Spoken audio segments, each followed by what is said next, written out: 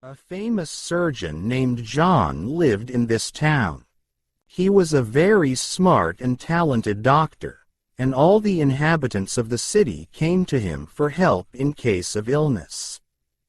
But one day people began to disappear in the town, and there was no trace of their disappearance. The police launched an investigation, but no evidence was found. But one day, the police noticed that John often went for walks in the woods at night, and began to suspect him of being missing. They decided to watch him, and one day they saw how John killed a young guy and took his body into the forest. When the police searched his home, they found the basement where John performed gruesome operations on victims. He searched for people who no one needed, and using his surgical skills, he killed them and took their organs. John was arrested and sentenced to life in prison. But after his arrest, strange things began to appear in the town. People heard screams and groans from the basements of their houses, and some had bruises and scratches on their bodies for no apparent reason. After John died in prison, it became clear that he managed to perform a ritual of black magic before his death. He sealed his soul in his house, and she continued to torment and frighten the inhabitants of the town.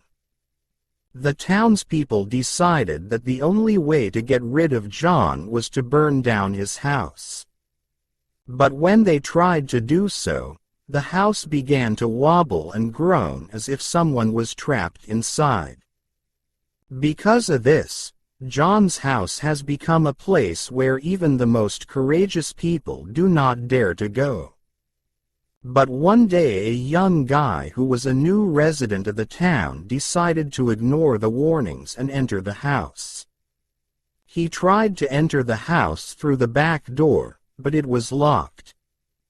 Then he decided to go through the window, but as soon as he climbed inside, he heard John's voice.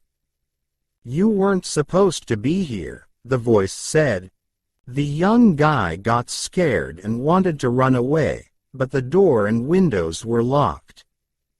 John's voice began to speak louder and more menacingly. "You will stay here forever. Now you are mine," said the voice. The young guy tried to knock out the door and windows, but all to no avail. He knew he had to do something to save himself. Then he remembered that John had been killed in prison, and that his soul still wandered around the house. The young guy gathered all his strength and began to speak aloud. "John, you are dead. You must go. You no longer have power over this house." John's voice trailed off, and the young boy heard the door and windows unlock. He ran out of the house and never looked in his direction again.